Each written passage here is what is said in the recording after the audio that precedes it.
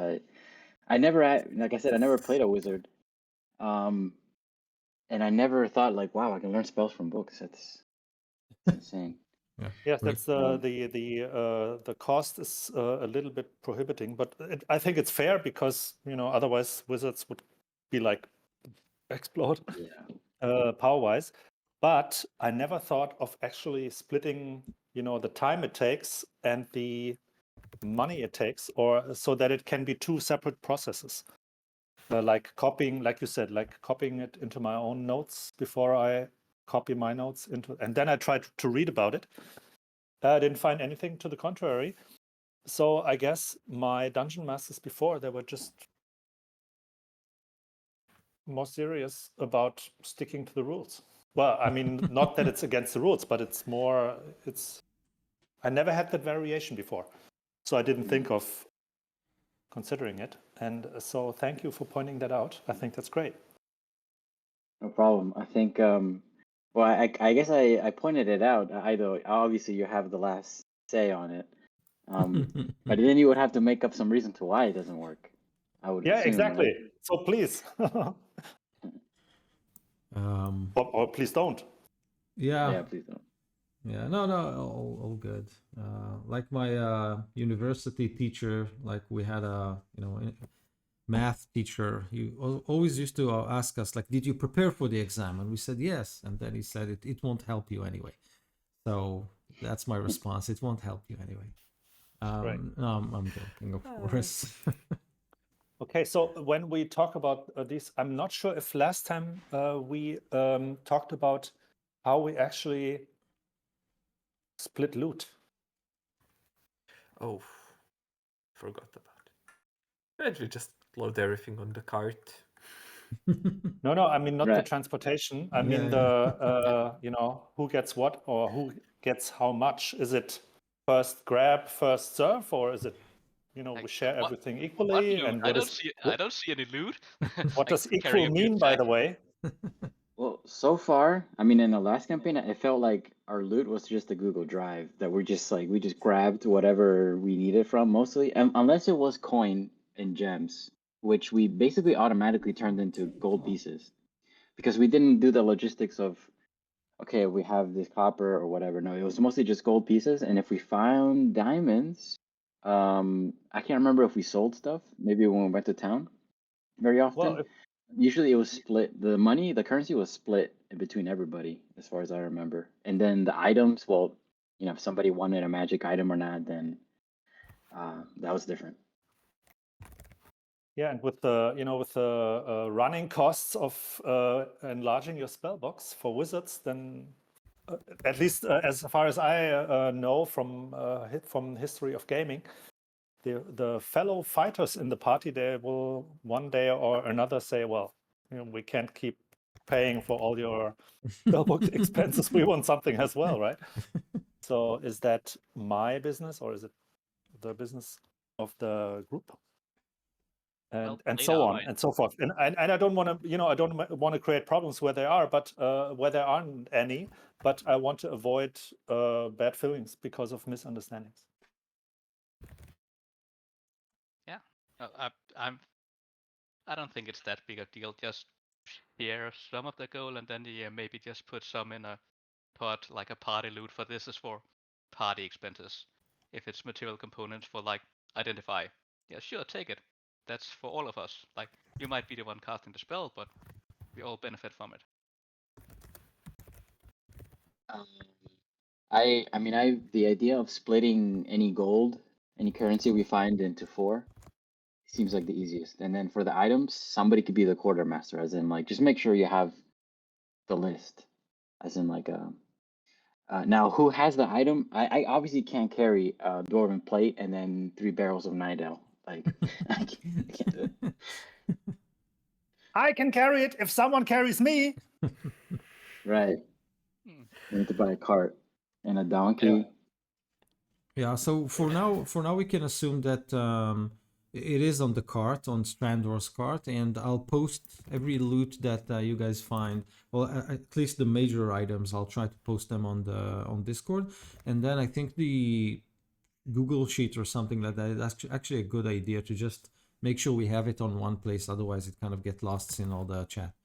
And then let's see what's going on. I mean, most of the time it's not really a problem. Definitely we can solve it in play if we want to, and worst case we'll solve it out of play, I think.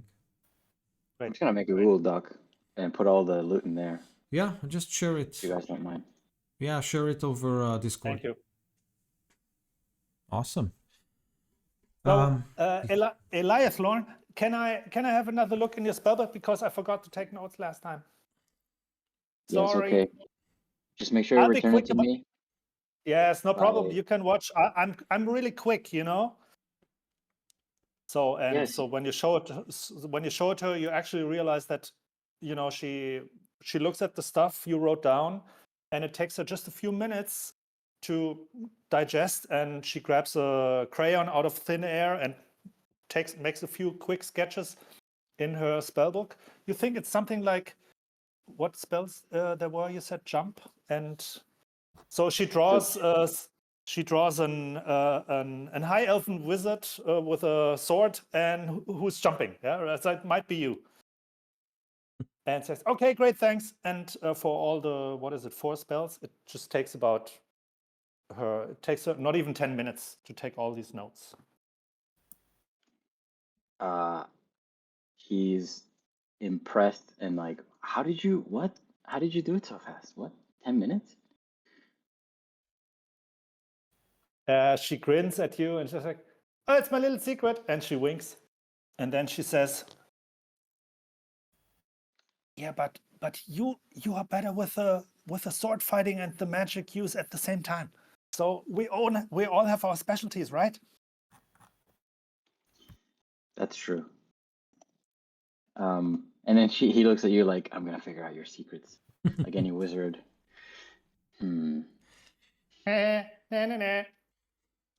Okay, you're on. Yeah, so She seems to like that kind of idea of making a game out of it. And please help me out for a moment. Jump.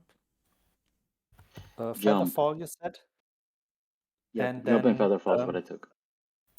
And then she also takes copies for Mage Armor and Absorb Elements, because she doesn't have those.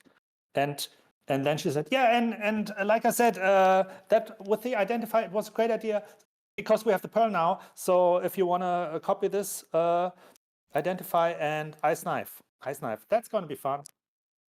Oh yeah, definitely.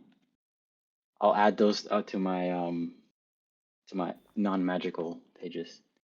Yeah, and then when you copy it, when you copy the notes, she will make a point out of sitting next to you and saying, "Why are you so slow doing this?"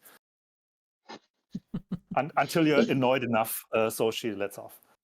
Yeah. The card is bumpy. I keep messing up. Shut up.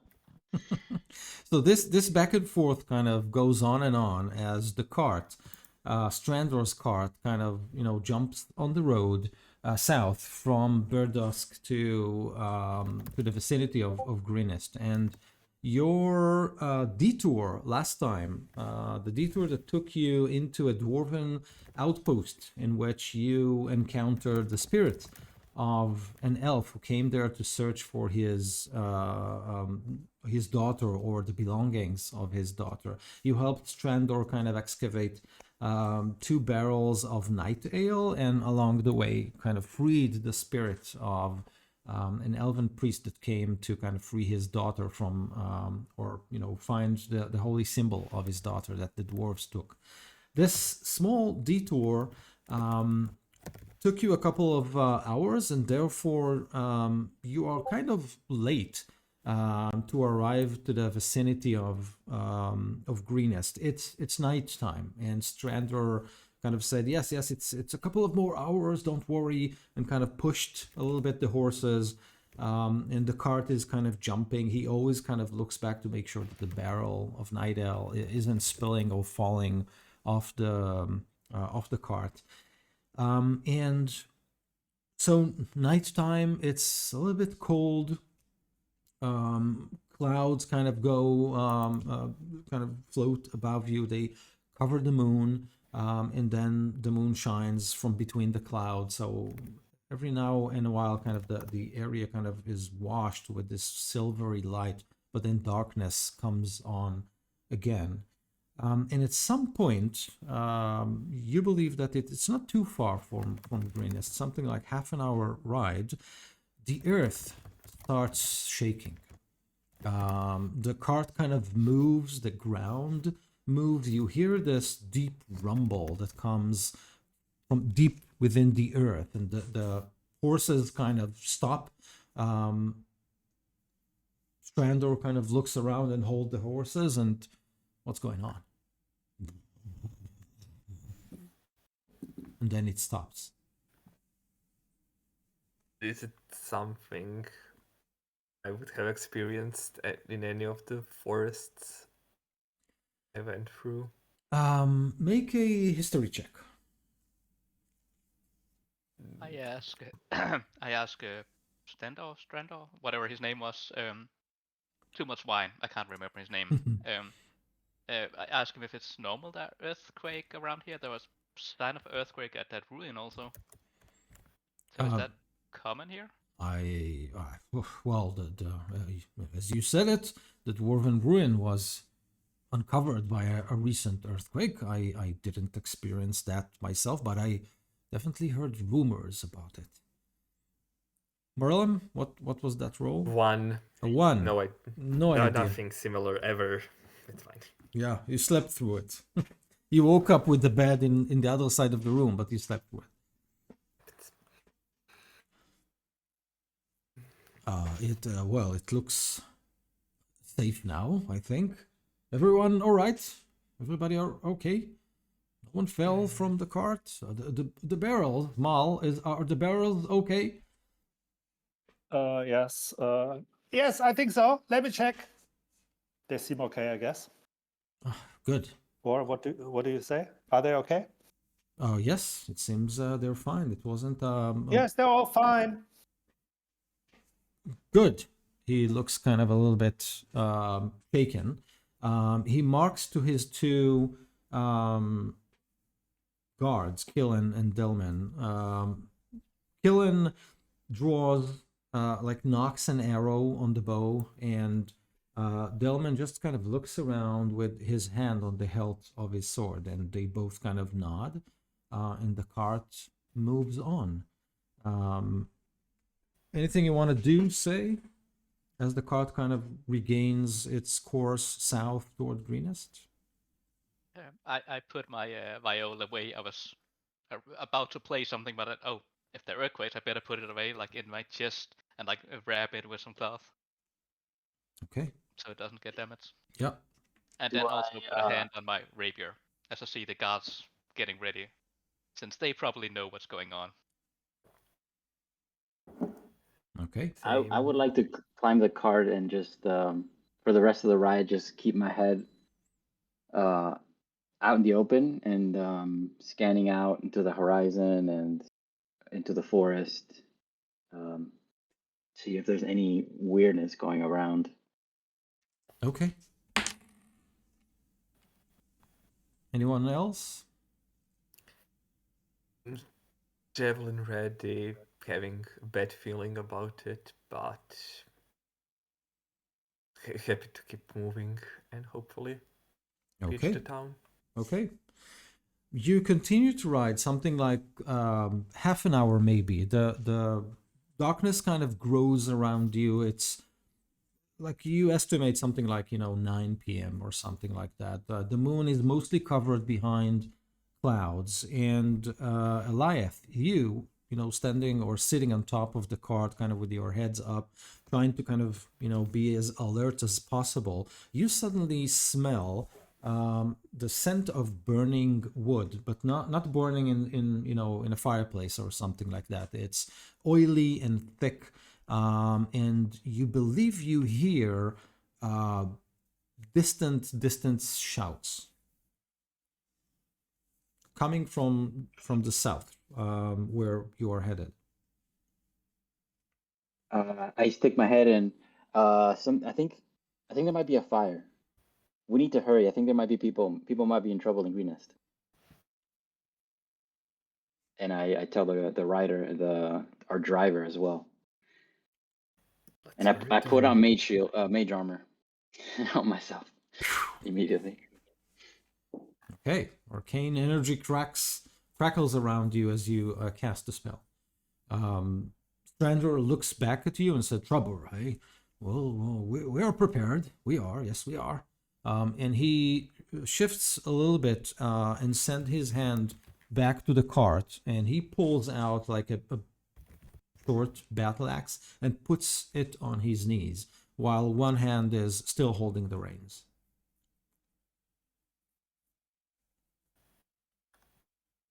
You kind of wander between two short hills. The trail kind of goes up a little bit, and then the valley in which Greenest lies is opened before you. And although it's dark, the immediate scene that kind of reveal itself to you is a city or a town in flames. You can see several buildings, hard to kind of recognize which is which, but some of them are in flames. You can see shadowy figures kind of move between the houses. Some of the trails, there are people on them running, and like the biggest building in Greenest, which is kind of the keep in the middle of the town, it's the only building that doesn't seem to be on fire, but there's a lot of commotion around it. Either people trying to run into it, you see figures on the wall shouting, chaos and a lot of confusion in the night. At this point, Kedrick, you hear a rustle in like the bushes just in front of the wagon, in front and to the right. There's definitely something in those bushes, either hiding or squatting or something like that. Doesn't seem like the rest of the gang noticed it. I'll jump. I was riding the wagon also. I'll jump out of the wagon and say, "Hey, there's something in the bushes. You in the bushes. Reveal yourself." And drawing my rapier. Yeah, so rapier in hand, you shout, "Reveal yourself," and the bushes kind of move a little bit, and then you can see the bushes part, and the face of a little girl looks up to you. She is obviously scared, with some soot on her face. She was probably crying because you can see the trails. She is just wearing a dirty rag as a dress. It was probably a nice dress before, but something, it's torn, and maybe she spent some time in the bushes. At least this is what you think. She looks up to you, and then she is doing this. I'll immediately put my rapier away and hold up my head like, and lower my voice like, sorry about shouting. Don't worry. We're here to help. We are good people. We can help you. And I slowly approach her. Like, what is happening? So you jump out of the cart? I already jumped out of the wagon, Okay. and I'm slowly approaching her now. Got it. With my hands up and like calming, soothing voice. Sure. Strander kind of pulls on the rein. Is everything okay there? As he looks back. Any one of you wants to do something? I hold an action to react with a firebolt at any sort of monstrosity that I might find, as the girl is warning us. If following her sign, yeah. Look around to see if there's anything with an 8. Probably not. But ready for trouble. Okay. Mal? Mal will summon her familiar. Hoot, come here. Make a round. And like you've seen her do before, her eyes roll backwards, the whites of her eyes show, and she goes kind of into a little trance as the owl that somehow appeared from nowhere takes off and flies around. Okay.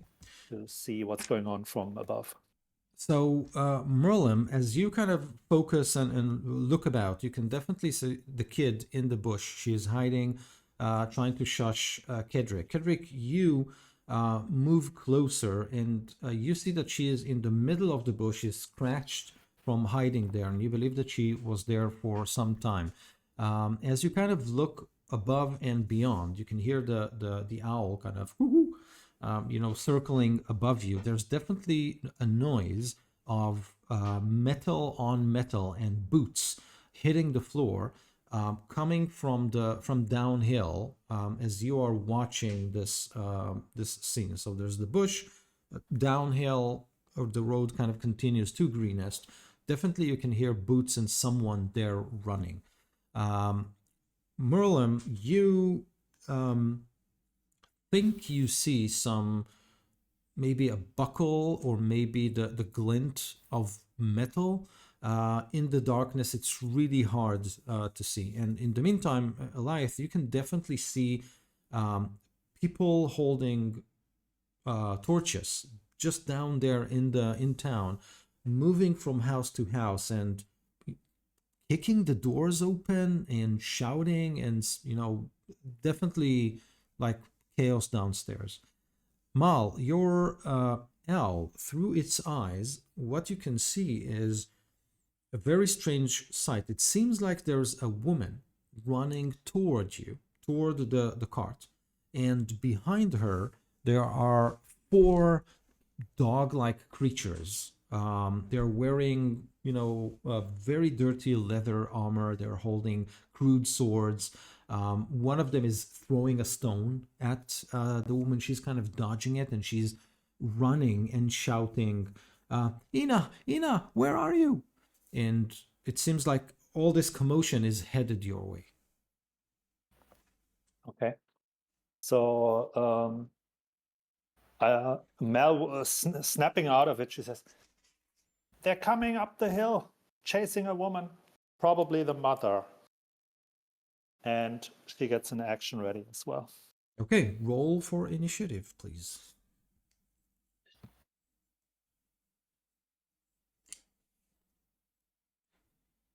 Ooh, 9. 9 for Merlin. 6 for Or Kedrick. Elias. 6 for Kedrick. How much for Eliath? 23. 23. Amazing. And 12 from Alexandra. Okay, so Mal's owl and your kind of alertness is giving you basically kind of this free round to do, or to prepare yourself or whatever. So, Eliath, what do you want to do? From where I'm at, with my head out the window, I don't see them yet, right? They haven't come around the corner. Correct. I tell Strandor, pick up the pace with the horses. We'll catch up to them. And how far is the edge where I might be able to see them from us? Can I run there in this turn, do you think? Yeah.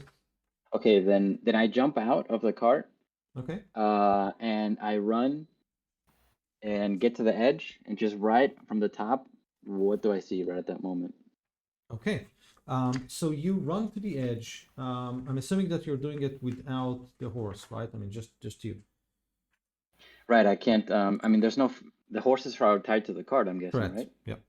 I can't move the cart. So you run there. You basically pass the small child in the bush. You look down, and like in the night, like across the background of smoke and the burning, some of the burning buildings in town, you can see a woman.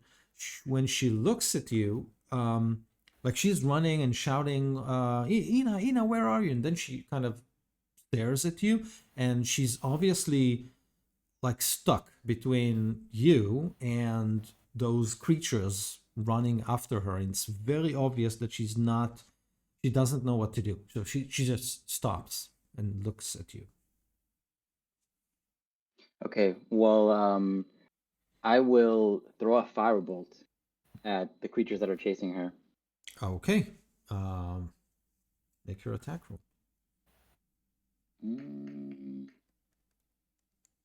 8. Okay. So she is horrified to see you kind of start casting a spell and then fling this firebolt at her direction. She simply falls on the ground, and the bolt kind of flies above her into the void, basically, like doesn't hit anything.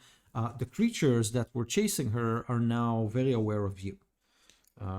Anything else you want to do?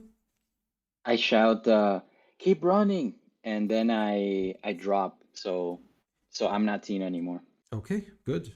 Mal, what do you want to do?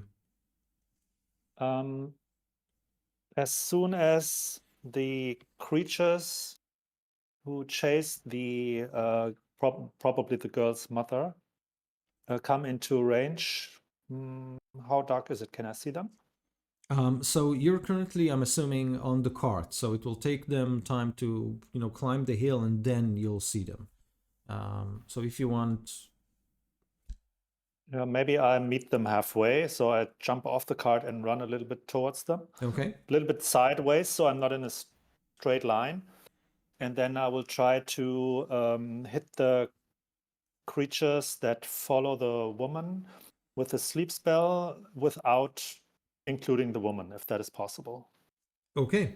So you run next to Eliath, who's kind of crouching there. You kind of gouge the situation, and then you start, casting your spell. So remind me, how does that work? I think some die needs to be rolled, right? Yes, I have to roll for a certain number of hit points, and then in the order of affecting the creature with the lowest current hit points, they will go to sleep if they are within 20 feet of each other. Okay, go I for can it. affect all of them. So hang on, let me roll a few dice.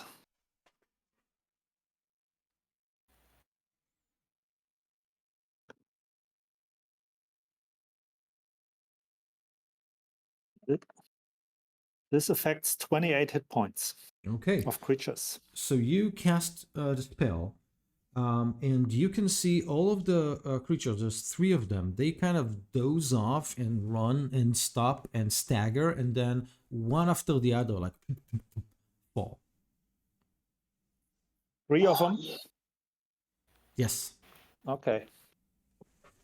The woman kind of looks up, shocked, and then she remembers what the Elath shouted at her. So she gets up and running, straight to you. Yes. And so, and I'll shout out to her, "We found your daughter." So she kind of bursts across like the small cliff, jumps at you basically, and she kind of looks around, big wide eyes, trying to kind of find her daughter, but she doesn't see her. So she kind of looks at all of you like, where is she?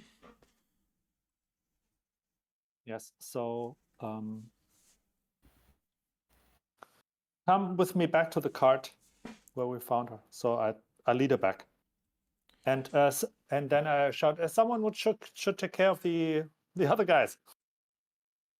They're just sleeping." Merlin, as Mal and the woman kind of go back to the area where the cart is, you can see Eliath kind of looks down. He seems probably surprised to see all the creatures kind of fall down. You hear a noise coming to the right of you, as if someone is stepping on dry leaves or dry branches, like just to the right of you.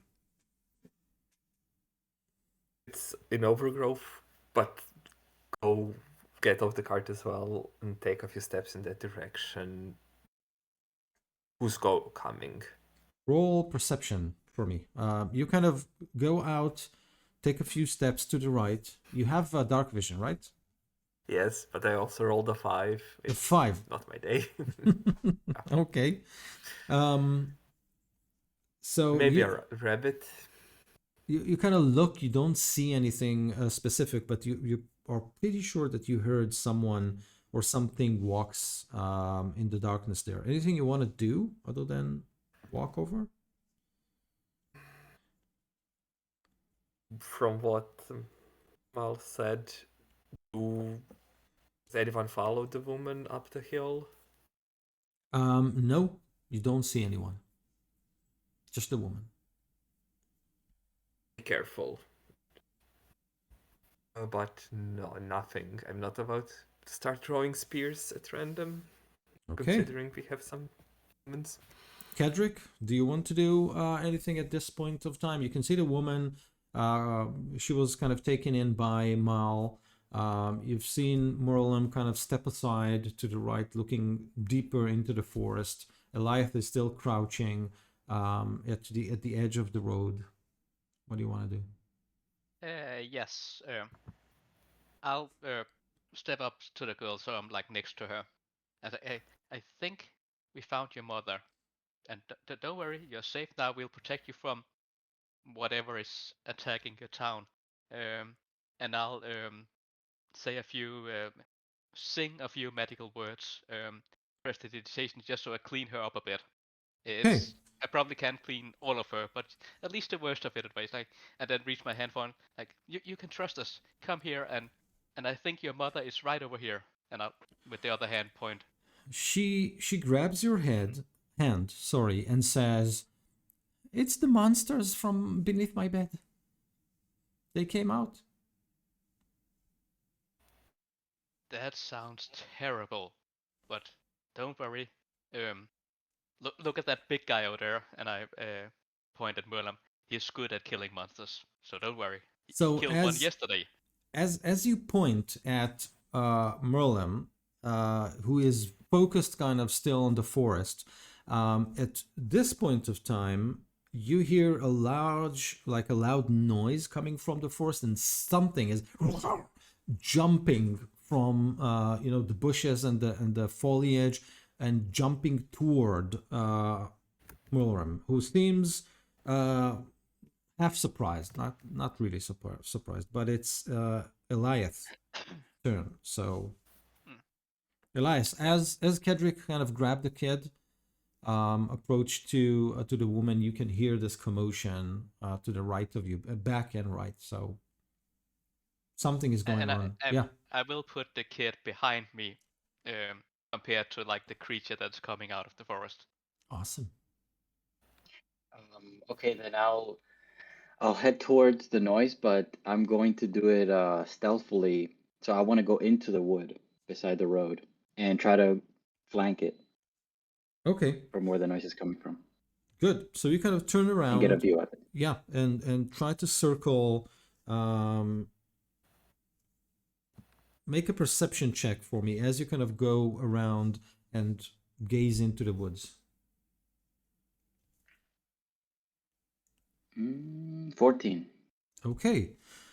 With a 14, you identify a winged creature. Its head is horned. It's not a big creature, but it's you can see a leathery body. But what's kind of puts you off is the two blades, like wicked blades, that this creature holds as it jumps on Merlin. Anything you want to do? Okay. Yes, I'm gonna do what I saw, which was very good. I'm gonna try to put it to sleep. And I'm gonna cast sleep on it, which is 5d8. But it's not rolling the 5d8. So I guess I have to roll it myself. 5d8. So that's 19 hit points. Amazing. If it covers it, so it's you sleep. you stop there in like next to the wood and shout the syllables of the spell. Merlin, the creature that jumps to you, pass out midair. So it kind of flies towards you with two blades, wings spread, fangs out, claws out, and then eyes roll. And you, if you want, you can grab it. Like, depends on if you want to or not. I gave Mal a thumbs up, like, yes. It's falling on me. I'll grab it, Awesome. put it down, take the blades away. Yeah. So you kind of, Aikido style, kind of grab it and roll it on the ground, kick the blades away. It's definitely a kobold, but it's a winged kobold. Oh wow. So that's something that you're not sure you've seen before. Nope. Hmm. It's got a We should tie weird, him up. yeah, it's got a weird looking leather armor that kind of straps around him and kind of allows him to use its wings. If I have any more movement left or any sort of free action left, then I run up to it, taking out my rope. Once again, this session being the hero with the rope, ready to tie him up. Okay. Yeah, we need rope for the other guys.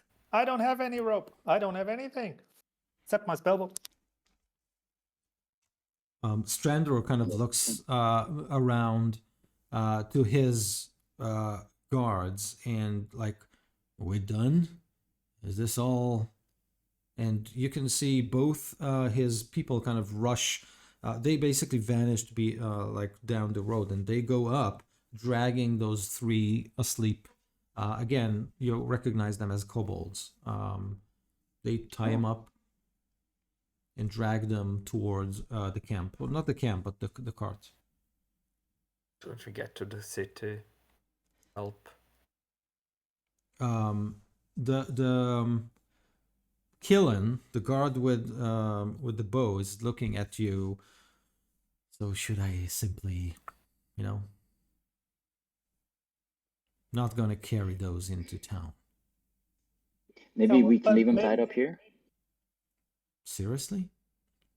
So, we can interrogate them. Exactly.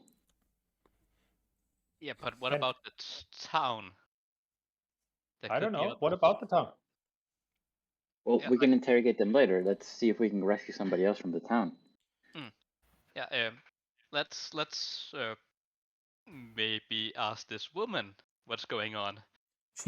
she's busy kind of hugging her kid and cleaning her up and hugging her again and I'll say a few other magical words and help clean her up again. both turn to you, and the woman, she's kind of tall, thin. You can also see that her dress is, torn, and it's obvious that she ran out of her house even without her shoes or something like that. She's barefooted, scratched, and she looks kind of, anxious, and she says, "Thank you. They came from nowhere, like, and she ran, and my husband, they took him with two of my sons. I don't know what to do." Do you have any idea how many there are? Like, I know you didn't stop to count, but is there like an army attacking, or is it like a smaller group? It looks like an army. There's so many of them. Not only those, and she kind of points at the kobold. Not only those creatures, but there were people with them. Men.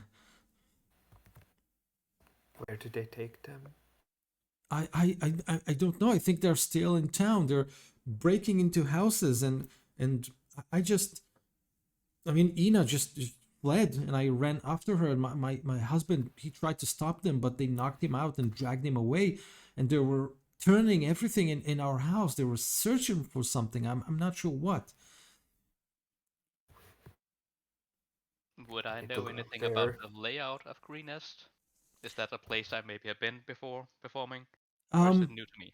So even if it's new or not, but it's not a big place. It's basically not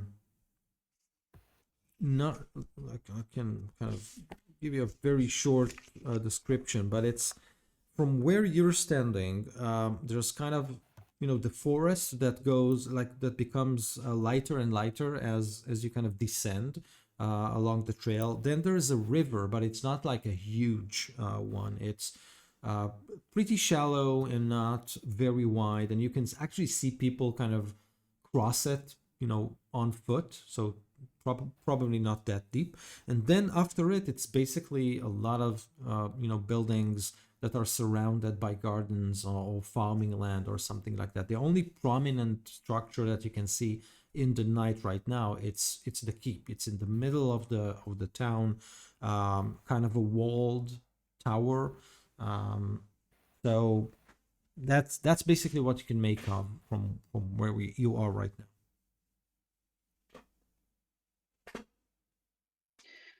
Okay, how about this?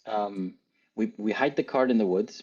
Strander, you put the card in the woods. Ma'am, I think you should probably stay with the card. You need to get back to town, but barefooted a couple for days with your child, I don't think it'll be enough. We have to go down there and investigate what's going on.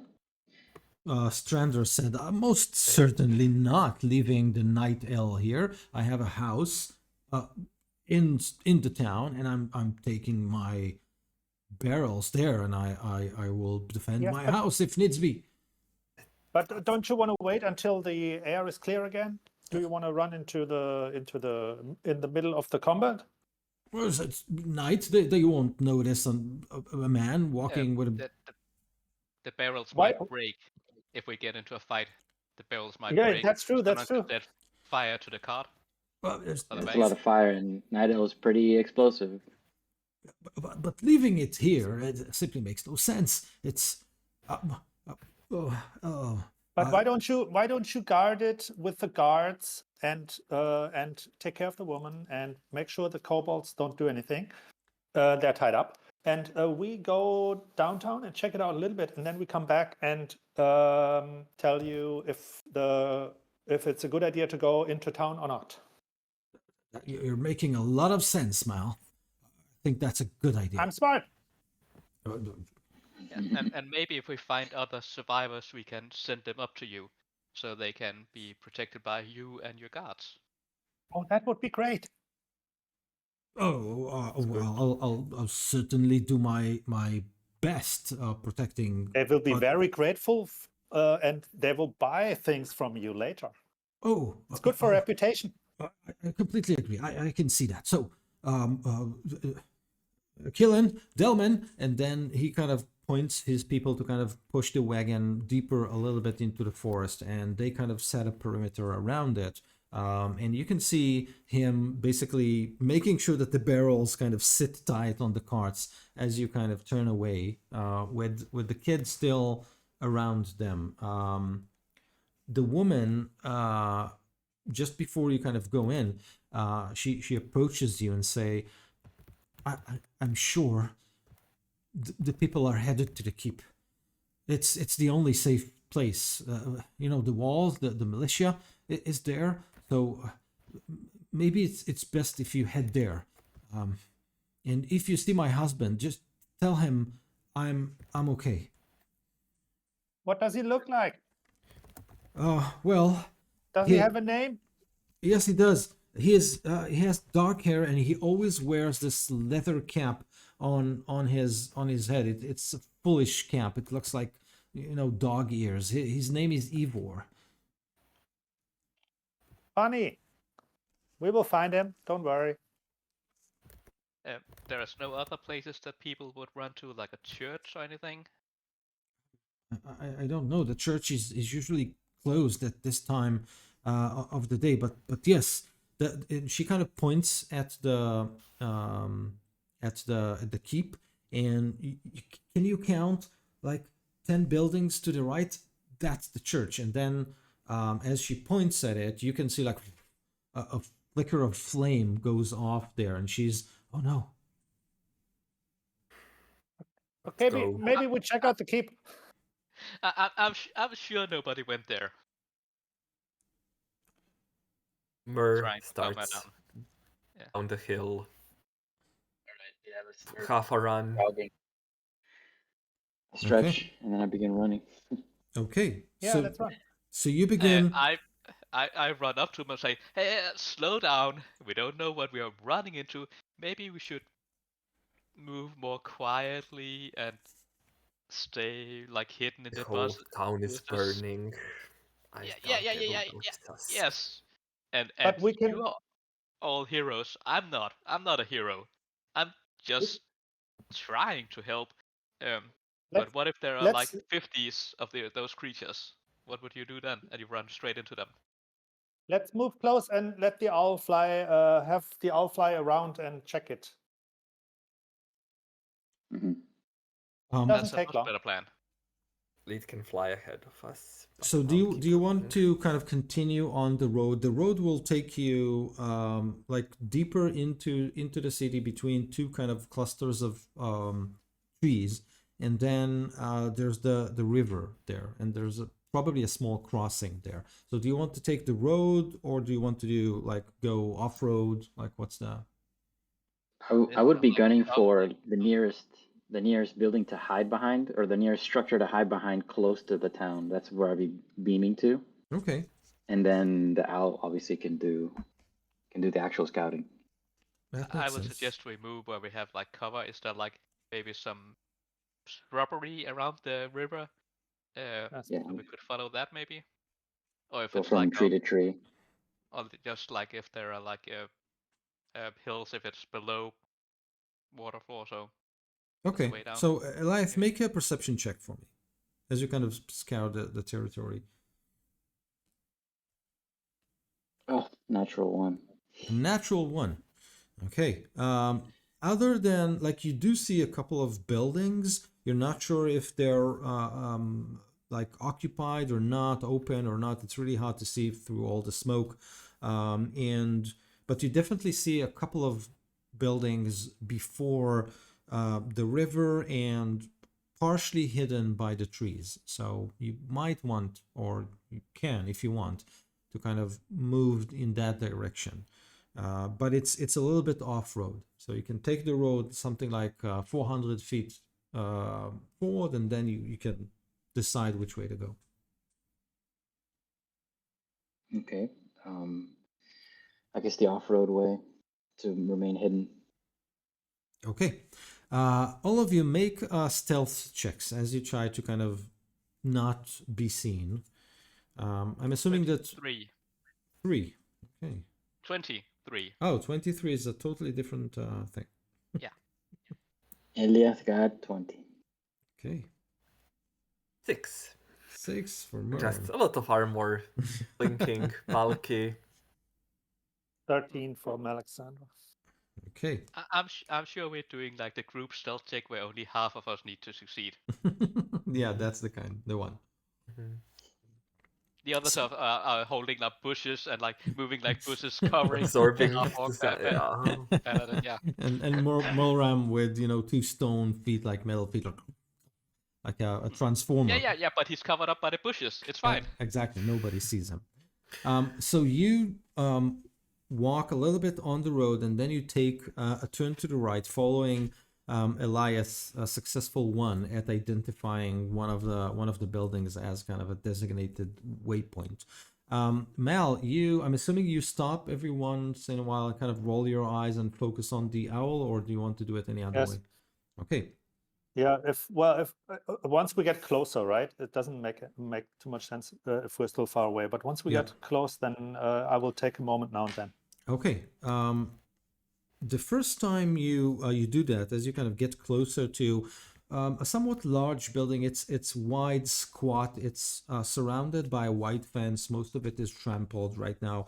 There's a garden of some sort, but again, most of it is trampled. The door seems to be wide open. There's no fire or something like that.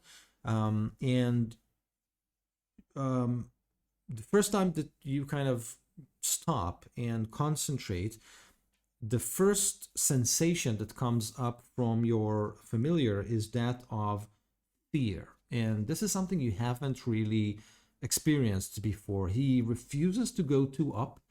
He stays down kind of human height level, and you can definitely sense a lot of fear. There's something around that makes him or it really anxious. But you do get a look of the building, and it seems empty.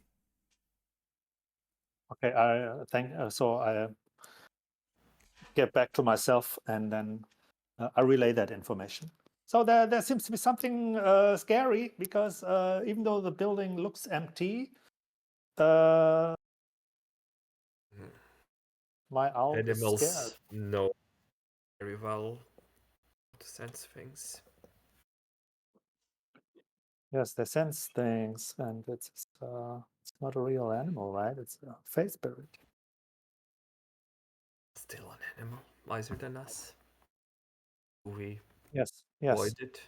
So you kind of yes. get closer and closer. There's the wall of the trees that kind of hide you from the rest of the town. So it's now all you can see is puffs of smoke and a flame every once in a while that kind of licks the top of a building or something like that. You can still make the keep far ahead, and the river now becomes much closer. It's actually like one of its curves is just behind the building that you are getting closer to.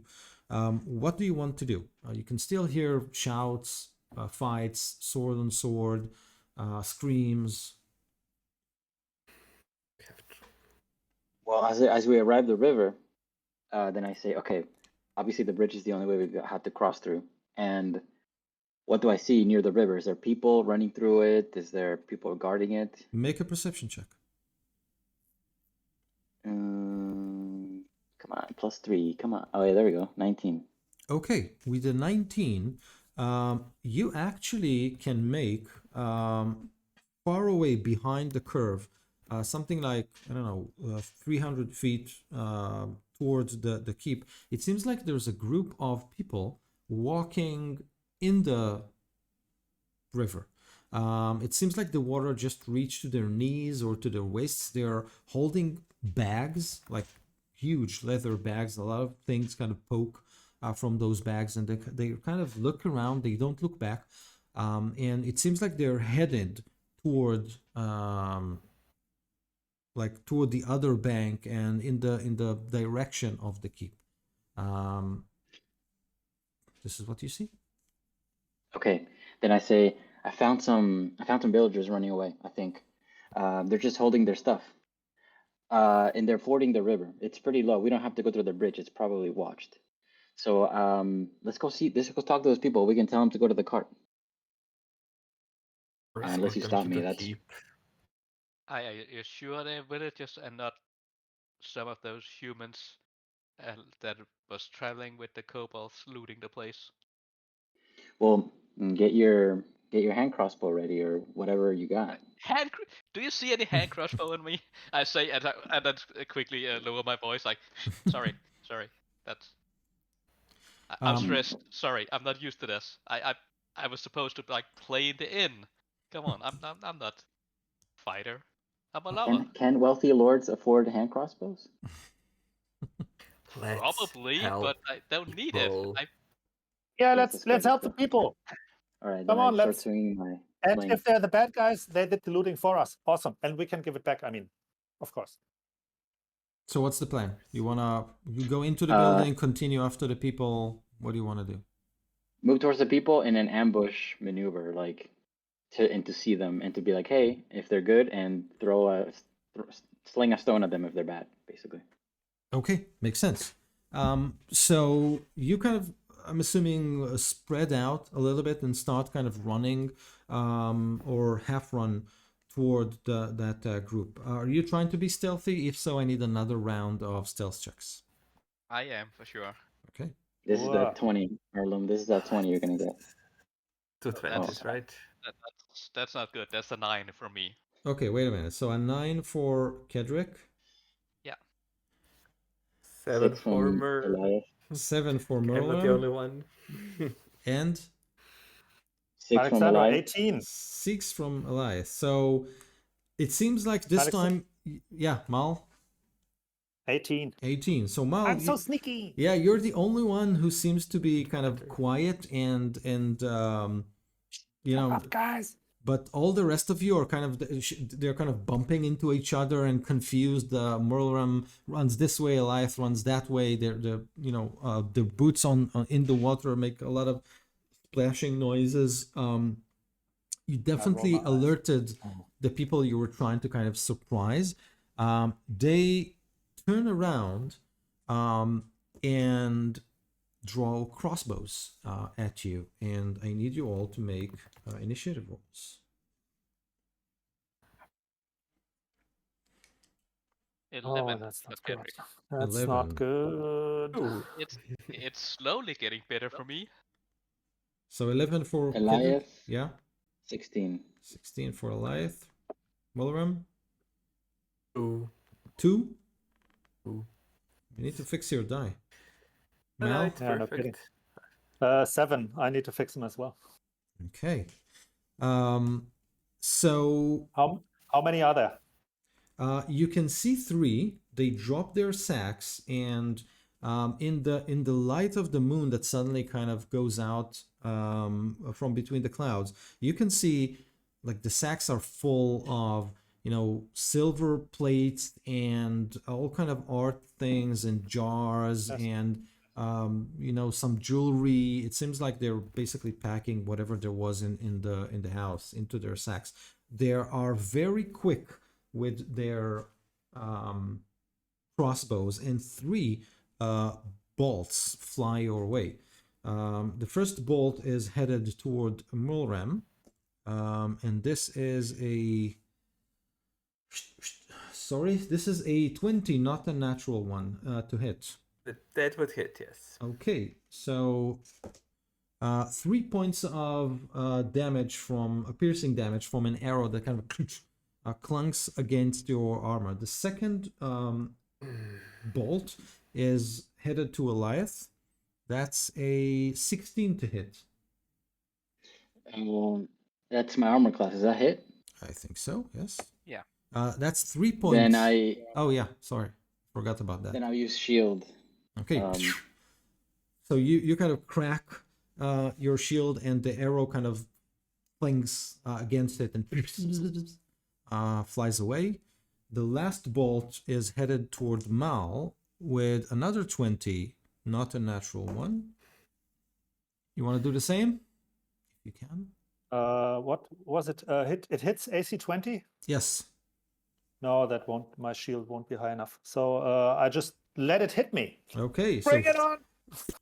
3 points of damage from a bolt that stucks into you. Once they're done that, they drop the crossbows, pull out swords, wicked-looking ones, jagged, and they start running towards you. Those are Okay. not villagers. Yeah, these guys are professionals. So, Much longer. Eliath, what do you want to do? Elias, which he does the weirdest thing. He begins to sing with his Ooh. bonus action in Elvish. And he takes out with one hand a short sword. No, a dagger, actually. And as he does, you can see his posture change, and he valiantly takes a step towards them, just a step, and then shoots a firebolt downhill, hopefully, at them. Plus 5 to hit. I'll shoot a firebolt. That's only 12 to hit, so I hit the nearest guy. So you aim at the nearest guy. You hit. What was the roll? 12. Oops, sorry. 12 to hit. So a 12 definitely goes in. You catch it square on his chest. He gasps. Takes. Oh, dang. 1 point of fire damage. I guess he's Okay. wet from the river. So he kind of he looks surprised that he wasn't incinerated on that spot, and then he continues to run forward. Dang. Okay, next is Kedrick. Yes. Are they wearing like any form of like bandit outfit? How do they look? Are they like? It's a ragtag of clothes and parts of armor, and the only thing that they have in common are those wicked swords. Yeah. Right. Well, how close are they to us? They're running toward you. I would say something like 40 feet or something like that. Okay. Ugh. I will go step in front of Mel. Like, don't worry, I won't let them hit you again. And bravely stand there with a rapier and a dagger in hand, and then say, "How dare you hit a little girl? What kind of man are you?" Cast vicious mockery. Amazing. That's a wisdom save, DC 13. That's what you At the get. yeah, Yeah, that's show him. So is that like it's a like spell. sure, but only affects one of them? Yeah. Okay, so the first one that kind of comes around like stops as he hears you, and you can see his face kind of twitches. You definitely were able to affect him. Okay, so that's 3 points of damage, and he has disadvantage on his next attack. Ooh, amazing. He Yes, kind and of go ahead. as a bonus action, I'll look over at Merlin. Come on, big guy. Like, show us what you can do. Like, don't let these weak people like do all the work. Inspiring, bardic inspiration. Oh, nice. Almost. You need to work on it, but thank you. Mel, so Kedrick is kind of standing in front of you, granting you some cover. You can see the first assailant. He was kind of, his eyes and face kind of were twitching after Kedrick's insult kind of hit him. What do you want to do? And behind you, you can hear Merlham kind of preparing for this amazing attack. So help me out here. How close are the three assailants? I would say together? now something. Oh, so they're pretty spread out. So I would say something like 10 feet from one another, and they are headed towards you. 30 feet right now. So- yeah. 10 feet from one another. Yes. And how far from me? Around 30 feet. And hang on, 10 feet from one another. And in front of me stands Cedric. Yes. Cedric. Hedrick. But Okay. So yeah, what the hell? I will shoot a firebolt at the guy who at the first one that Cedric cast a spell against as well. So and I'll just kind of duck beside him, beside Cedric, and say, "Hey, you're in my way. I can't see." And then shoot the firebolt. And that's the point. You don't want to get hit by bolts. I say, turning my back to all the people attacking me. No, I don't. I hit AC 14. Okay, so you hit him square on the chest. And I burn him for 5. Okay, so Merlram, as you see Mal, she kind of sidesteps and casts the spell. The firebolt lights up the area around you, and you believe that you saw something reflecting off the surface of the water, something big, but it was gone as soon as you've seen it, and you're not sure what you've seen. So you can hear this man shrieking in pain as flame engulf him, but all three of them are still headed your way, scimitars drawn. It is your turn now. Stepping in front of everyone, so beating them, getting to the edge of the water, throwing the javelin at one that shot me. Come on, dice. It's a 9. So Have the bardic inspiration if you want. I know. I'm thinking if I should use it now. Let's do it. It's 9 plus 5, 14. Okay, so you lift the javelin and your hands shaking a little bit to make sure that you're not hitting Mal or Cedric, who are kind of next to you, and then you recall Cedric words, your hand becomes stable, and then the javelin flies, and you can hear bone cracking as it hits its mark. Damage, please. 9. 9? Very good inspiration. 9. Okay, so the guy is kind of running towards you and then is skewed by the javelin, and he kind of staggers, looks at his chest and like he's not believing what he's seeing, and then falls face first into the water. At this point, you have two people kind of running and trying to rush you. One of them is heading dead on Cedric, and Cedric is not even stopping, is just crashing into you in this crazy charge attack.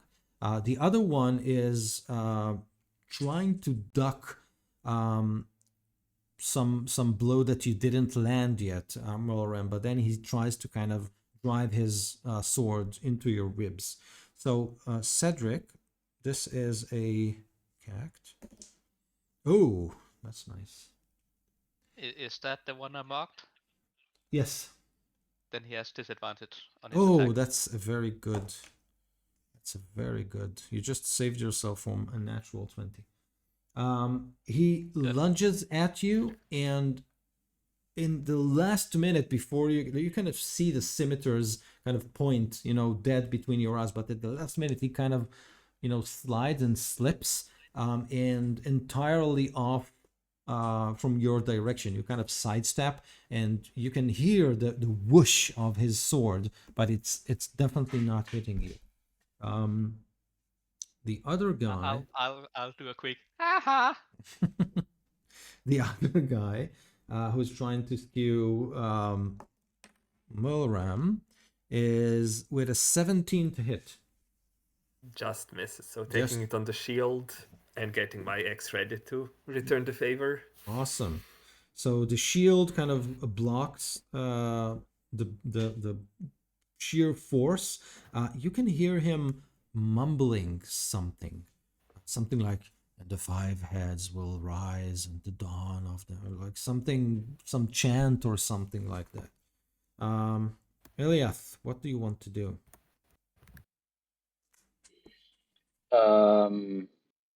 Eliath is going to.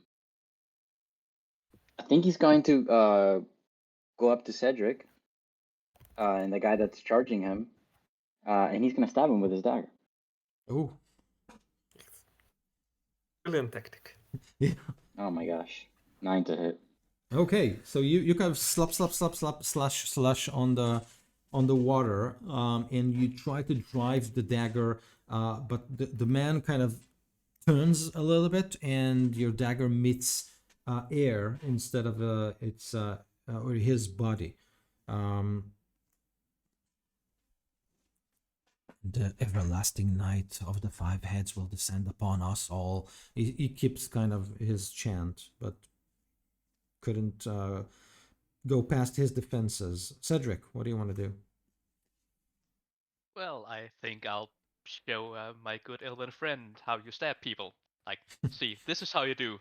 And I'll rapier and try to do a stab. That's 22 to hit. Definitely hits. For 5 points of damage, I think. Yeah, 5. Okay. So in the last dawn of the, you can kind of, he gasps as your blade meets kind of go through armor and flesh. 5 damage. Still, yeah, 5. Is he still alive? Barely. I will try and stab him with my dagger then. Okay. And say like look how you're doing it, and then like see, and with the dagger I'll do flourishing blows, like flourishing around, and then yeah, that's a 9 to hit. And so you kind Don't of show off. Yeah, you try to flare the dagger and whoop, whoop, whoop, whoop, whoop. So no, not this time. The man was kind of probably ready for that. He kind of straightened, and the knife just cuts air. Mel, what do you want to do? Well, before the guy falls down, I will make sure to cinch him a little bit, and I shoot another fireball. So it's very close to you, so it's kind of you just serve him the fireball. You don't have to shoot it. Okay, then I serve it to him. and it's served hot, hopefully hot enough with an 11 to hit. So you kind of get closer to him to, you know, firebolt him in his face, but he kicks water and kind of disturbs your sight for a second. Then the fireball goes up in the air. As the fireball goes up in the air, there is this moment of silence. You all, even the man you're fighting right now, are kind of look at this firecracker go up. There's a moment of silence, and then everything returns to normal. Muram, what do you want to do? So, yeah, There's- got my Excel ready. Yeah. Okay. Realize that the other could use help, but I have to deal with this one first. So I slash at him. Then 11. I think we were had too much Yeah. arcale. He yesterday. takes a step back, and you cut through the water that kind of sprinkle around. He looks at you, and in the name of the five, and he kind of claws its hand. And I need you all to make a Constitution saving throw. Oh. 13. 4. 21. My arm's so damn. tired. 21. My 20 lunched over and became a 2, so it's a 4 altogether. Okay. So you are all, not all of you, sorry. Mulram, you're the only one who seems to be unaffected. The rest of your friends suddenly cower. And Eliath and Mal and Cedric, you feel as if this huge hand grabbed your heart and started squeezing. You are all frightened at the moment. There is some presence behind that, you know, gesture that this person has done, and you suddenly feel this deep fear that kind of goes through your entire bodies. So fear. Mulram, you're the only one who is not affected. So that's what that person has done. The other one, who is still kind of not singed, a little bit hurt, a little bit stabbed, looks at all of you, Eliath, Mal, and Cedric, and decides that Cedric is the one to stab. And this is a 16 to hit. Oh yeah, that hits. That hits. This is 3 points of piercing damage from his dagger. And we are back to Eliath. We have 2 guys still left, right? Yes, one of them is barely alive. That's the one who's surrounded by you, Mal, and Cedric. And there's one fighting Mulram, sorry. And he seems to be up on his feet. I'm probably pronouncing your name wrong, right? It's absolutely fine. Yes, It's fine. Orcish. It's Merlin. Okay. Merlin. I'll get it eventually. Merlin. Rolling on the tongue. On the tongue. Yes. So what do you want to do, Eliath? Well, then I say to Cedric, you mean like this? And I stab him with my dagger again. Where's my dagger? There it is.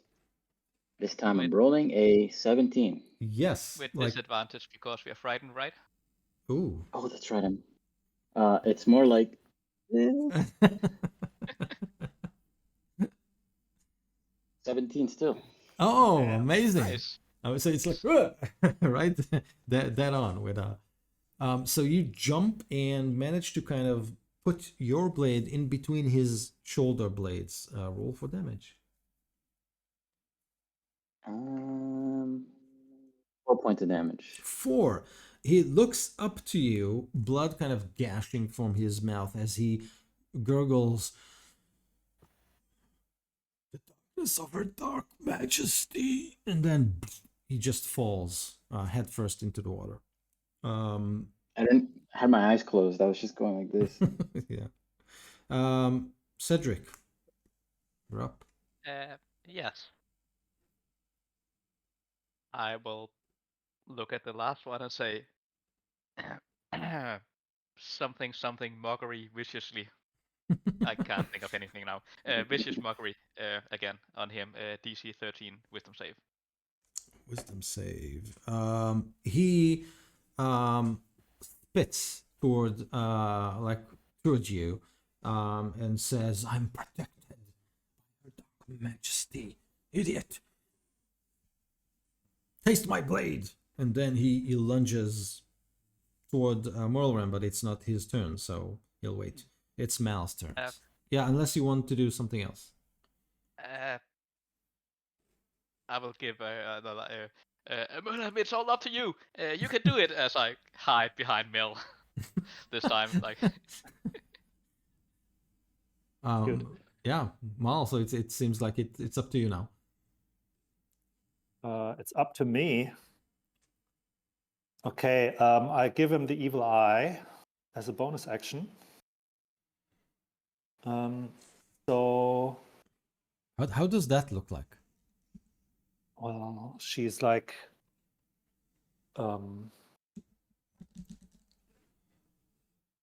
she's looking at him intensely and pulls up her upper lip and makes a hissing sound like a cat. And at the same time, with two of her fingers, she goes like, Nice. and then she casts another firebolt. Okay.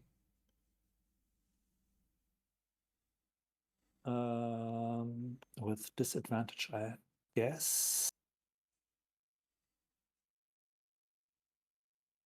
So she rolls a 10, unfortunately.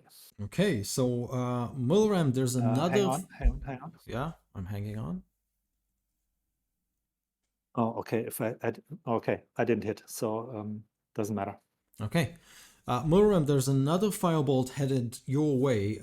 You're pretty sure she aimed it at the guy who is fighting you, but it kind of flies next to you. Your eyebrows almost singed.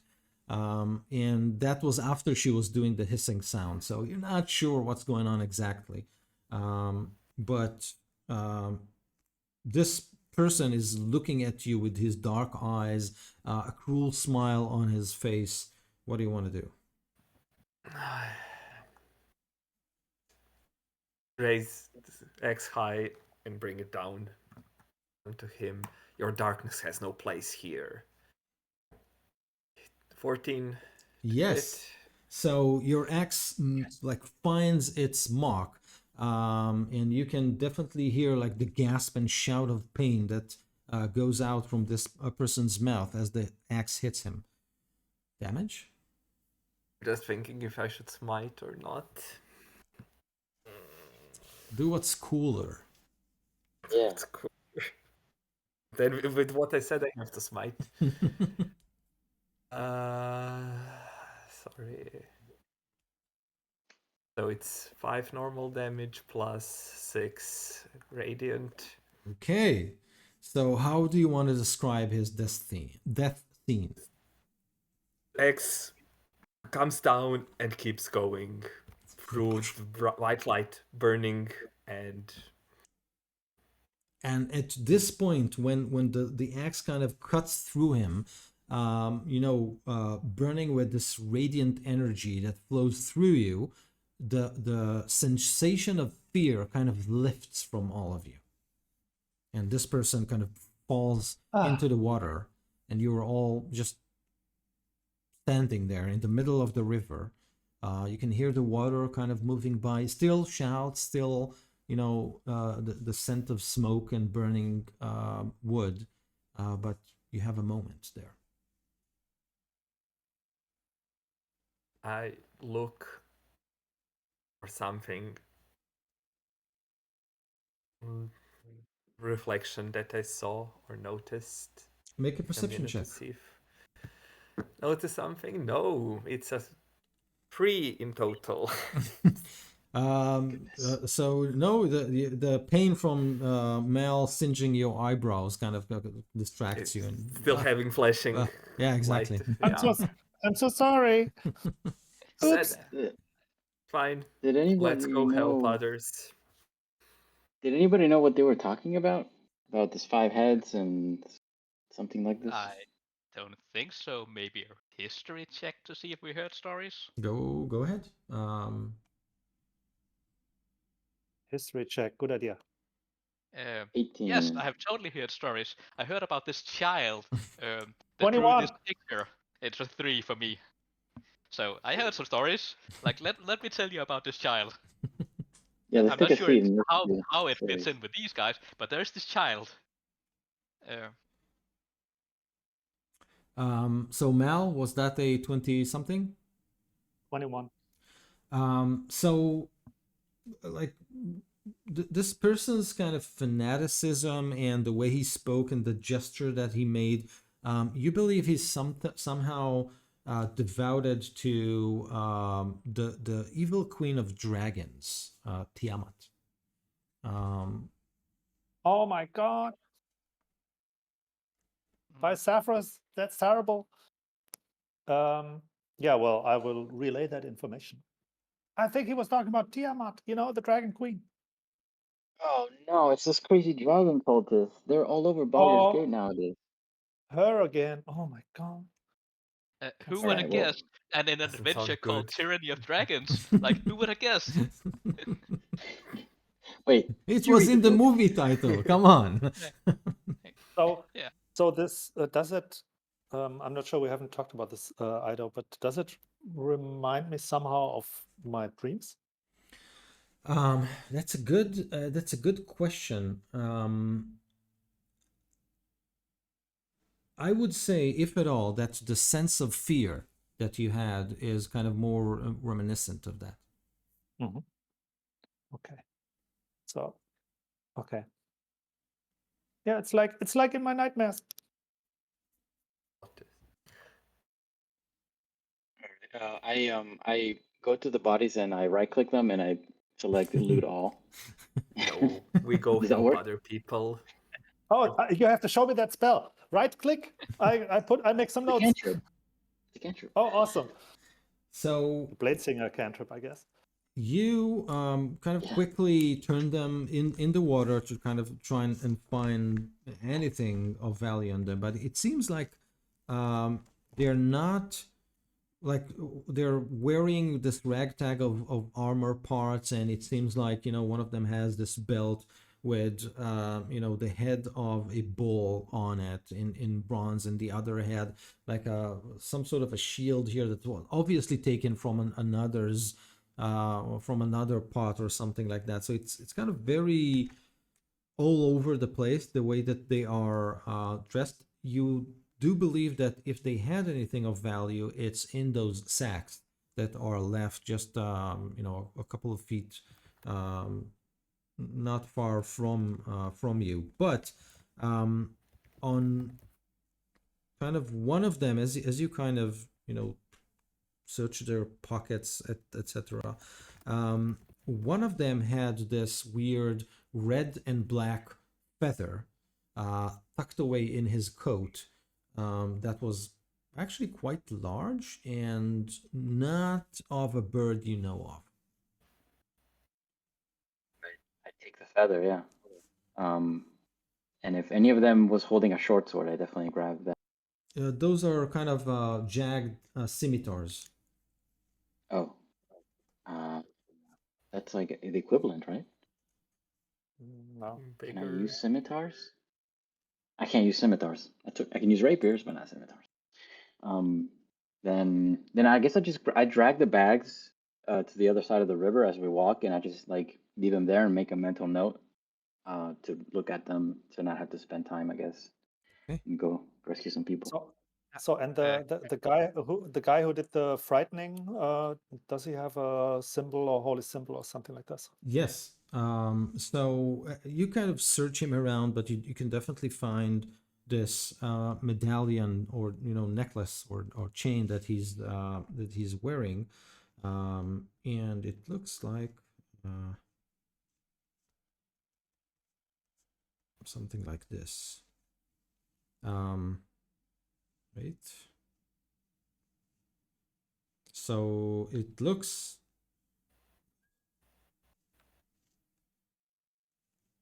The symbol looks something like this. It's I'm not sure that you can make it. Yes. Okay. Thanks. Okay, so it's kind of pointy, and you actually believe it can be used as a weapon if you're like a really imaginative of how it kind of shaped. It's definitely multicolored, made from some form of metal, but it's on a leather necklace, or not necklace, but a tether or something like that. Word. Yeah. I'll take it. That's Okay. dangerous. Why? Kendrick doesn't spend time looting. I'm going to look around, like stay near the others, but look around to see if I see any other villages or threats coming our way Make a while they perception loot. check. That is 16. Okay. So gouging from where you are right now, you actually are pretty confident that they were making their way from the empty house that you looked at.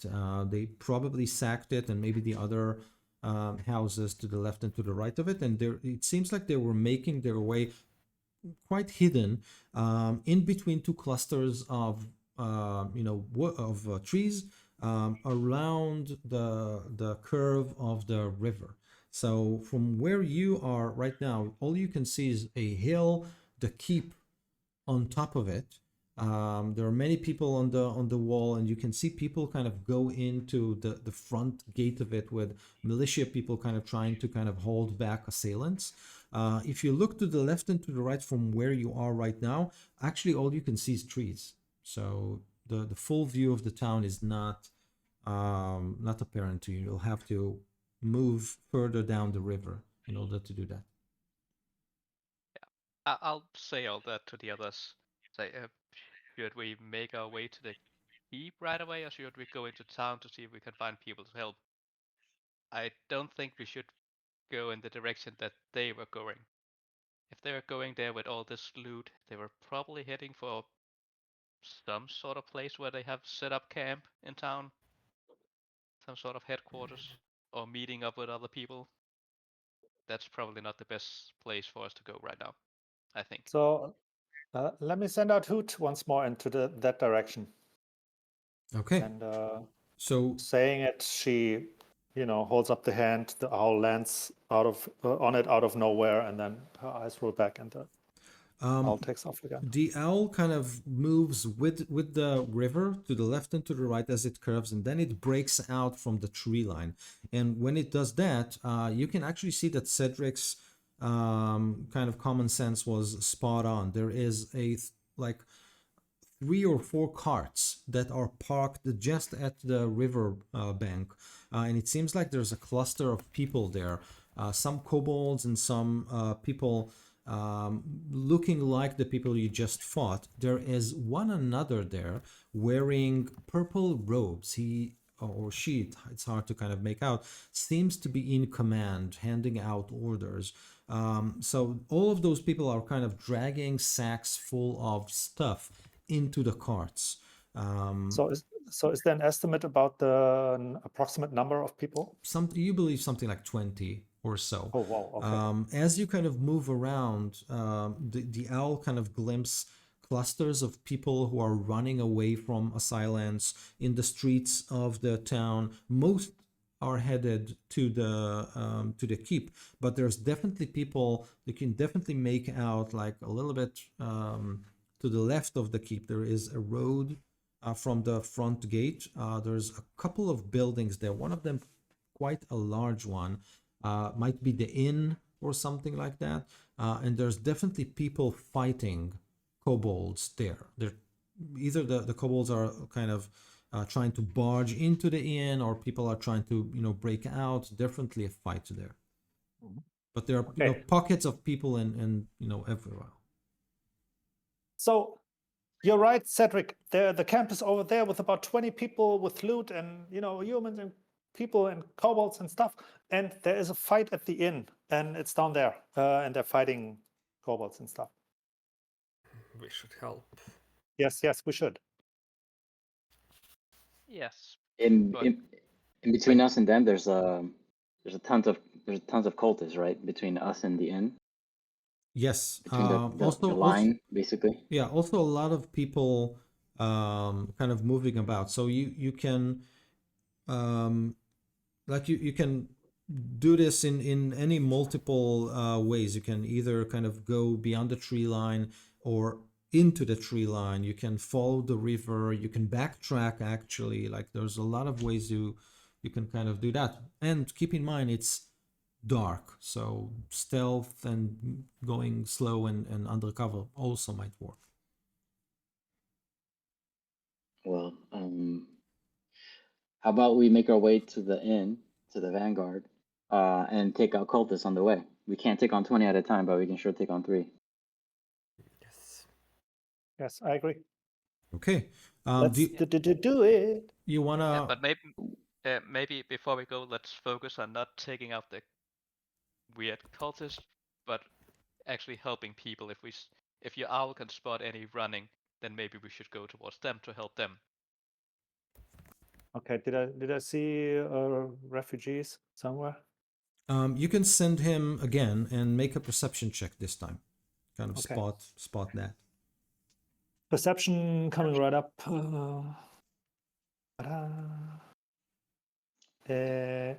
2. No, they're all in the inn, in the keep, I guess. It's chaotic and there's smoke and your owl wouldn't go above a certain height for some weird reason. So yes, you can definitely spot clusters of people being chased, either headed to the keep or headed to the inn or trying to break away from houses. So it's kind of a mess. So couldn't spot anything in particular. Yeah, it's so chaotic. It's difficult to pin down. So there's chaos. There's action everywhere. Yes, well then let's go Okay. towards the inn and help any we can on the way. So do you want to go kind of east on the like stay in the river to kind of be, or do you want to kind of cross it and actually be? Let's go into town. Okay, makes sense. I think we should at least. I don't know about you guys. Yeah, I need to go in there. Okay, so heading to the inn, I need you all to make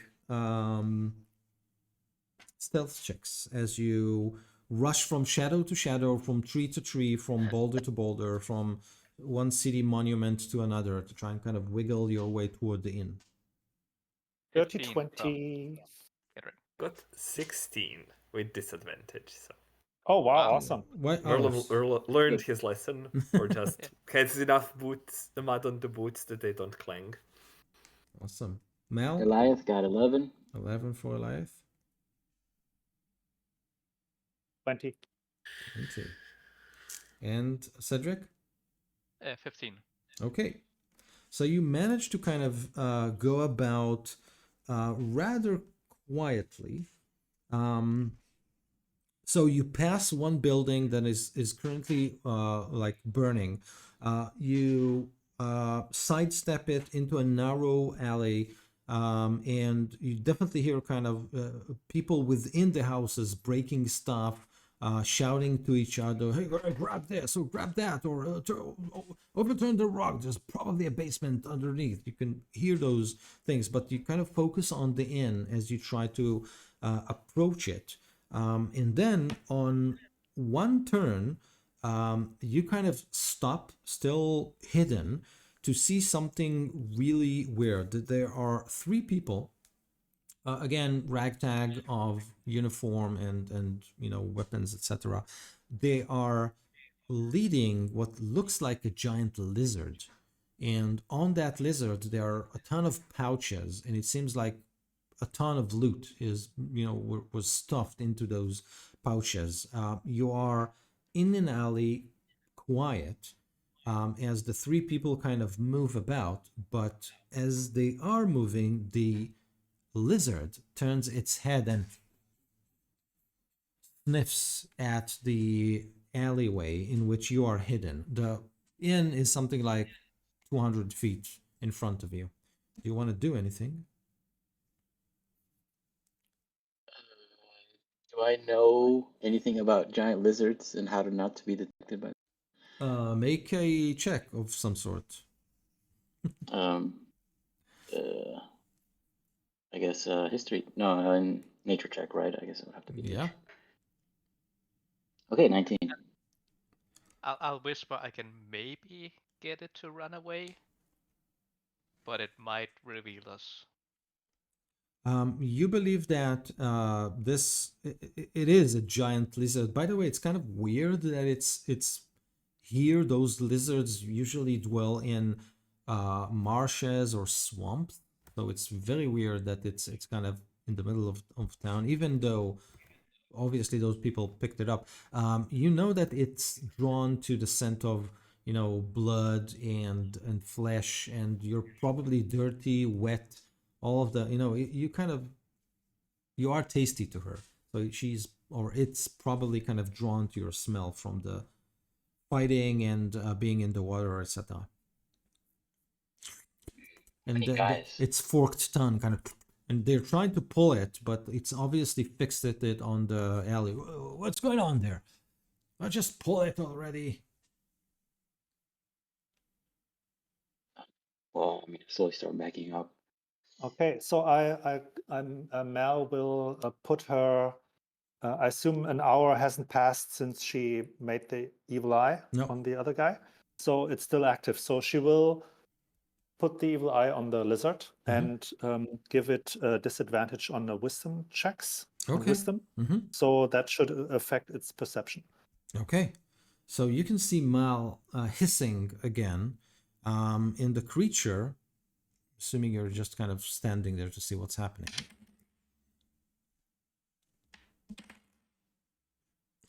Forked tongue kind of tries to take a half step toward the alley, and then the two kind of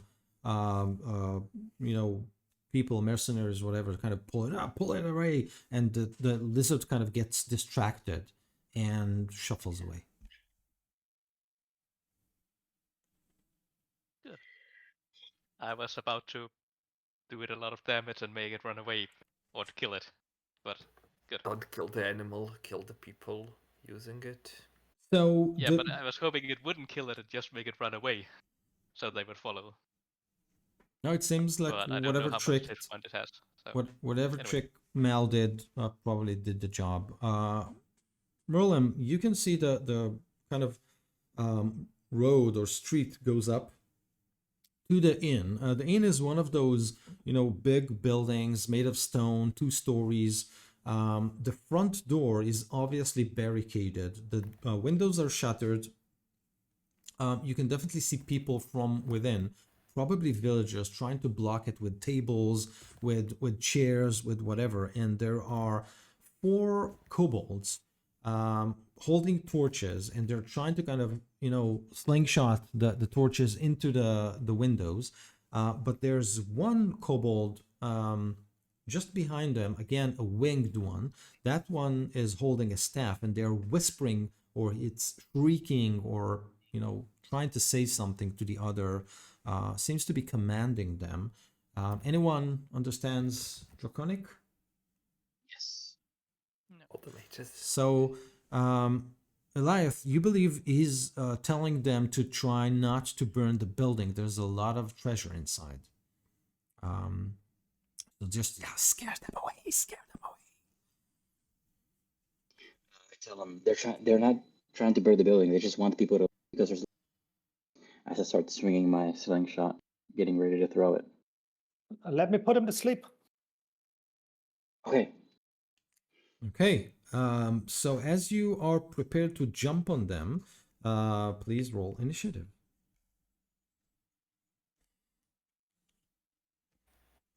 9. Kedrick. 9 for Kedrick. Elias 20. Whoa. Alexandra 13. 13 for Mal. 4. 4. 4. Okay. Eliath, what do you want to do? I'm gonna wait for Mal to cast her sleep spell, and then I'm gonna go. Okay, hang on. See how much I will affect. Oh, not that much this time. 22 hit points worth. Okay. So as you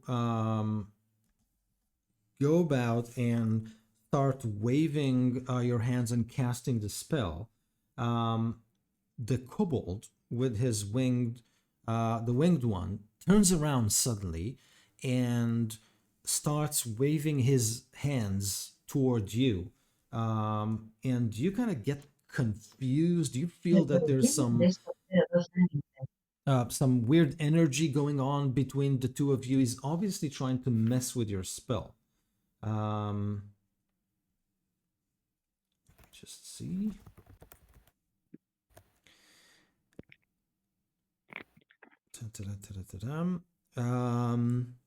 Okay. With a wave of its hand, and like as he does that, he pulls out this weird chain of beads. They cackle and crack in his hands. He smashes one of them, and your spell goes and dissipates. Okay. And then Okay, it hisses. Lyth, you hear something like, "Kill the witch! Kill the witch!" Yeah, so I will move my hex on him. As a bonus action, I can do this. Okay. So that was Mal's turn. Eliath, you still have yours. And it seems like the kobolds are surprised, so they're still not acting. You have a round to yourself. So Mal was just did her trick. Eliath, you still want to do something? Yeah, I missed the last 2 minutes because my headphones died. So did she get to sleep? Anybody? No. No, look, they made it made a counter spell or something from this thing, and now I didn't make a difference. I'm sorry. Maybe he's got a spellbook we can steal. That counter spell. I Oh will yeah, then awesome. pop out from the valley behind the barrel and throw a sling at one of the smaller ones. Okay. Go ahead and do that. Oh, and I'll make the disadvantage on the wisdom again. Okay. On the dexterity. Okay. Correct. 25, natural 20. Ooh. And that's gonna be Wow. 7 damage.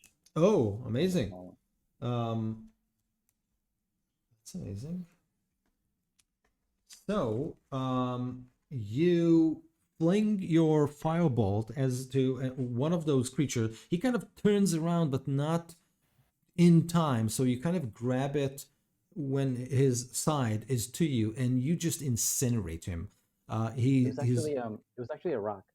Oh, it was a It's rock. sling. Sorry, I thought I heard like a firebolt or something like that. Mm-mm. So, yeah, describe it. Go ahead.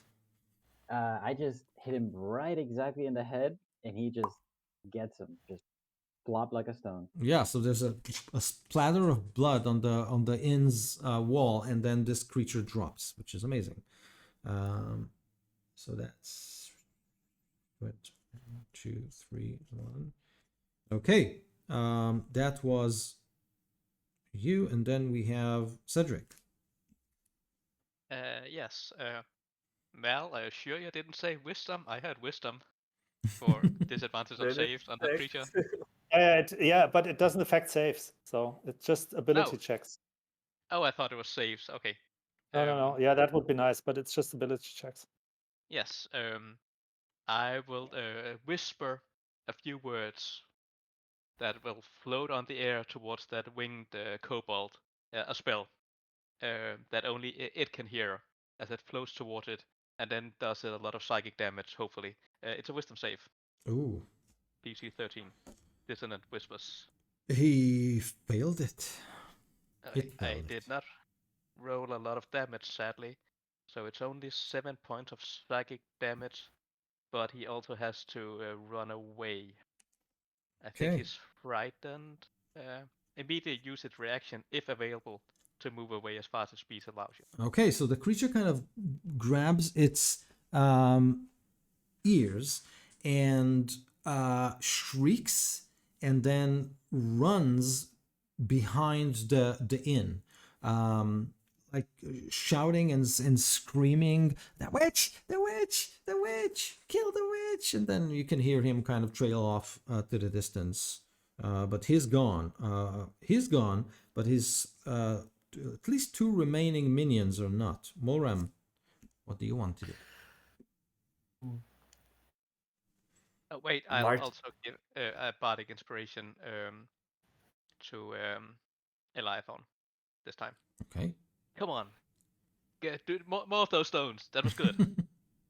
Picking up stones. And I'm totally out of bardic inspirations now. So It's okay. So You'll good. get more later. Good luck. yeah, Uh, we just need to do a quick rest, like in the middle of town for an hour. Then I'll have them all back. It'll be so fine. nice. Yeah. Merlin marches up to the inn, lifts his javelin, throws it at one of the remaining. I got more than 10 Oh, dice, so 16 to hit definitely gets one of them. for 7 damage. So again, the javelin skews this creature, and actually the javelin comes up from the other side, and you can hear the cling against the wall of the inn. It was so strong that you can let go of the javelin, and then there's this creature on it still. Yeah. The creature next to it shrieks. Do you have something to do against that one? Glare at it. Okay, got it.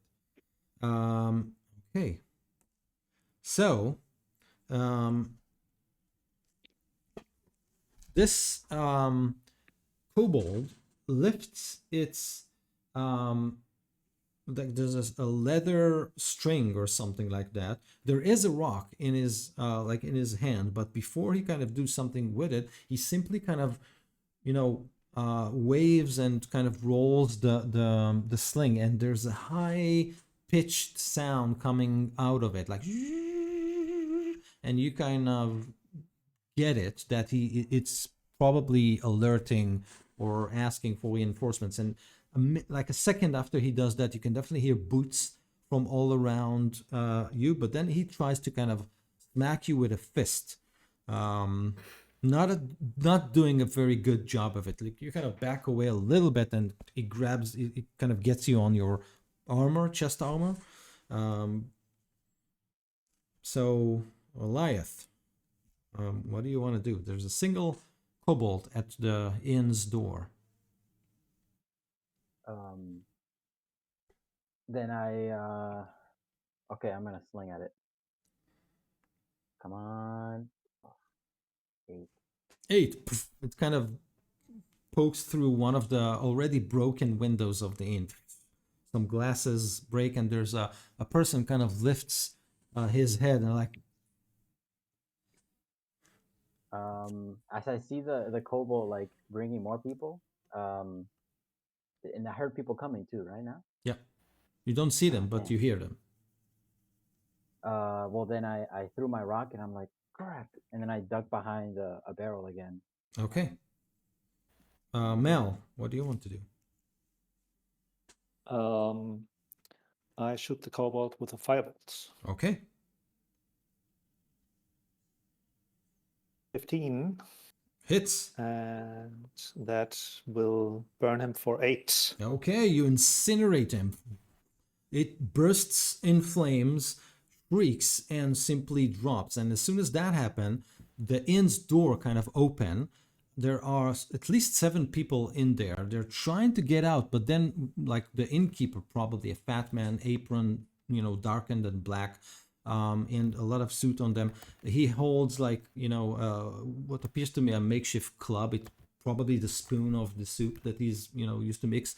He's almost out, and then he stops everyone. Oh, more are coming. You, come in. It's safe inside. And he holds the door open. What? Yeah, run inside. Run inside. Okay.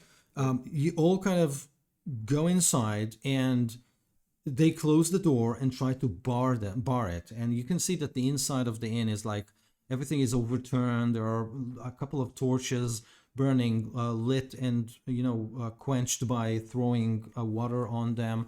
The The waitresses, they're kind of scared in the corner. The kitchen is overturned. Quick, barricade the doors. Then people are trying to kind of put things. Merlin grabs whatever. Okay, I need you, each one of you who is actually trying to barricade the door, make a strength check. As you try to kind of drag furniture or place it like in a way that will keep the door closed. I will inspire people to do well with my inspiring words that isn't actually inspiration anymore, since I don't have any more. A But I will performance try. check. You can do a performance It check. worked. You can do a performance check worked. if you want. I'll get out my pon-pons and do like, come on, lift it, you can do it. Give Okay. me an L, give me an I, give me an F, give me a T, lift! Strength checks, everyone. Okay, whatever. I'm just a little girl, so let's see what I got. Natural 20. For 20. 23. No, Amazing. it's just a 6, I guess. A 6 for Mal. Mel grabs the table. Yeah, with people on it. Mer grabs the table and prepares the door together with Mel still holding the lamp. Exactly. Yes. So, but maybe even better, Mel looks around if she sees Ivor, the guy with the funny hat. Somewhere. Okay. Eliath?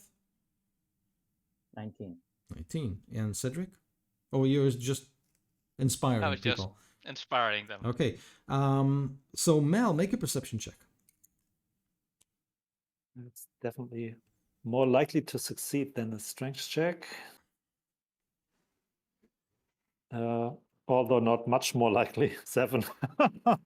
So you kind of look around to spot Ivor, but you're not able to do that. But as you do that, you can hear a crowd around the inn. There are, it sounds like an army of kobolds hooting and shrieking and banging on their, shields, swords, slings, whatever they're holding.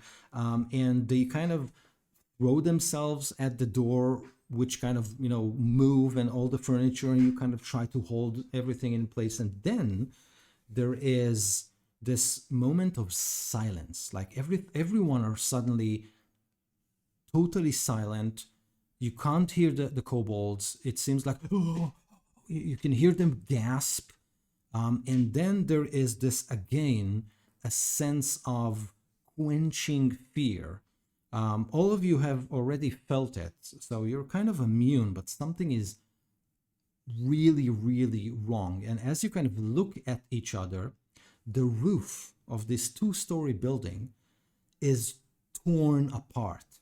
You can see a huge claw goes into the building.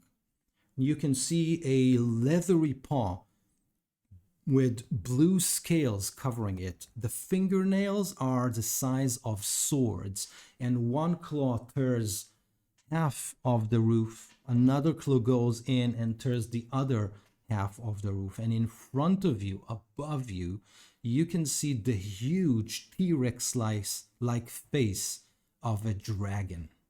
And this immense creature is looking on all of you. And then you can hear him or it sucking in breath. And this is where we'll stop for today. Ah! Well, good campaign, guys. that's the Like, we campaign, huh? tried. We did our best. You did your best. Yeah. Yes. Yeah. Yeah, Yeah, I remember the know- dragon as soon as you said, like, the owl wouldn't fly up above, like, the human size level. And, like, oh, right, dragon in this part. Dragon. Yes. Yeah. Yes. So we all know the drill. We use the standard array for characters. We use the regular. Exactly. No. Look, if it's one I'm breath making a attack, kobold. we'll survive it. You maybe. It's only I like survived it. It's only like 16 d8, like, Yeah. and save a half. Remember, save a half. Do we do massive damage? You, Yes, you'll then- find out. You'll find out next You'll session. Okay. Okay, but great. you'll Thanks find for out. the cliffhanger. But you find out really So- in the beginning of it. So Yes, but talking about next time. So am I correct that we do this in 2 weeks? Correct. So that is the New Year's night. Is that Oh, correct nice. as well? Yeah. Okay, So so we should. And next week is Christmas. So ooh, so in we 3 weeks is probably best. 3 weeks it is. So do you what's the date so I can write it down and so I won't forget it? 7th. The 7th of of January? Yeah. Okay. Awesome. So you have a lot of time to think of all the things that you've done. Just two. Yes. I have missed all your cliffhangers, Ido. He does this all the time. All the time. Yeah. Awesome. Basically. Thank you for that. Cool. Great. So yes, in 3 weeks time, then we'll meet. But let's make sure to keep in touch on Discord so we won't forget and like people won't go because I don't have any holidays. It's a regular season for me. But enjoy your Christmas and end of the year, like New Year, whatever. Have an amazing weekend, hopefully. For all of you, and yeah, ping me in chat if you need anything or something like that, and I'll post a recap and whatever you found, etc. And yeah, you'll have a lot of time to think about what happened this season. No, I'm joking. Think I'm about all the mistakes we Yeah. did. Like We just rolled really bad. That's fine. It Yeah. happens. It well, happens. one of us rolled really bad. I'm not mentioning any names, Ryan, Look, but one of us weren't rolling well. Obviously, someone needs to sacrifice himself, and as a paladin, it's my part in the party. No. I'm okay with it. No, we'll get you loaded dice like I use. It's fine. Guys, have a good weekend. See you soon. You too. Thank you, guys. Yeah. Bye bye. Bye.